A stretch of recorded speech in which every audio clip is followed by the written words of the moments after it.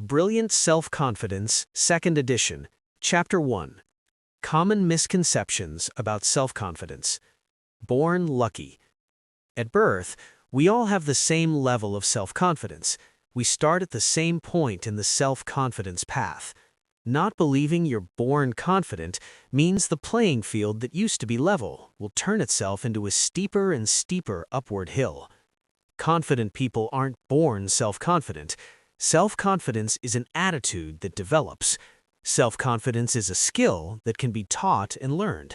Think of it like learning how to read, write, ride a bike, or drive a car. Everyone can learn self-confidence even as they're fully grown or matured. Confident people still experience self-doubt, but their self-belief and self-discipline overrides this feeling of doubt. They don't let it stop them trying new ways of thinking and behaving. It takes courage to do this. What's behind self-doubt? Self-doubt arises for many reasons. Some are understandable, and some have no apparent explanation. Self-doubt will hold you back if you don't overcome it. The following are common misconceptions about self-confidence and self-doubt. I'll dispel them as I list them. Misconceptions. You have to be good-looking or popular to be confident. The confident people I knew didn't look like Brad Pitt or Angelina Jolie. It's your self-belief and how you feel on the inside that forms the nucleus of your self-confidence. Misconception. Confident is all about your physical presence. This is partly true. However, you need more than this. Physical presence and assertive presentation represent the end link in the chain of self-confidence. However, to be confident, everything in the chain has to be strong. The chain's ability to withstand stress is generated through the mindset.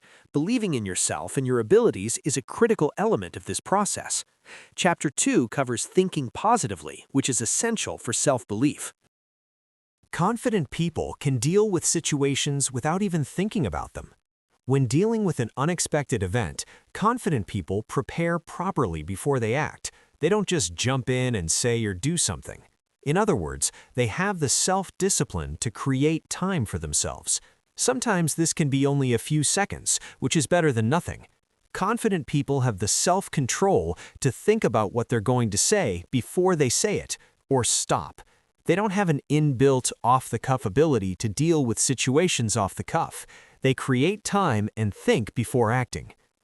Misconception. You need praise and appreciation from others to be confident. This isn't the case. I should also try not to let it be the case. It's nice to be appreciated or praised for what you've done. On occasion, however, it's not an essential requirement. Some people need more praise and appreciation than others to feel confident. They should instead use personal achievements to motivate themselves. That way, they feel less reliant on praise and appreciation from others. Changing your attitude and approach. People lack confidence for many reasons. Quite often, someone's lack of self-confidence, self-esteem, or self-belief originates from the experiences in life. This is covered on page 17 to 28 of the book, Brilliant Self-Confidence. Most young children have a natural instinct to learn. They generally have a natural curiosity about things around them and are willing to try and have a go to satisfy the learning instincts through curiosity. Young children have a natural self-belief and determination that drives the dynamo inside them. Parents will know that this dynamo can be so powerful it's difficult to control. So what's changed between now and then? Why does it seem so slow? It may have crusted up and jarred as time goes on and we've matured. To start feeling and acting more confidently, do the exercises on page 13, bottom of book, which follows. Turning back the clock. This exercise gets you to reflect. Describe how you used to feel when learning to do something that has stayed with you until this time. Like learning to ride a bike, swimming. Describe your approach and how it felt then. Reflect on an experience where lack of confidence let you down or when learning to do something new. Reflect on the words or phrases you used then. Look for the difference and note any themes. You can learn a great deal from this. Words you used when learning something as a child include fun, interesting, exciting. Words when older often include phrases like difficult, scary, embarrassing, sore, tiring, etc. Could do it at first, found it really hard. There is no real reason that someone should accept this difference apart from physical disabilities or possibly energy levels. You should approach tasks with the same focused, positive attitude that you did as a child.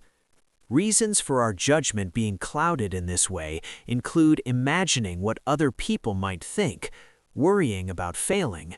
We question our decisions. We start to look back at our past failings. Then, if we lack the confidence to take a step into the unknown, we decide it would be better not to move forward into the unknown. It would be better to stay as we are, not to say anything, not to rock the boat, not to upset someone,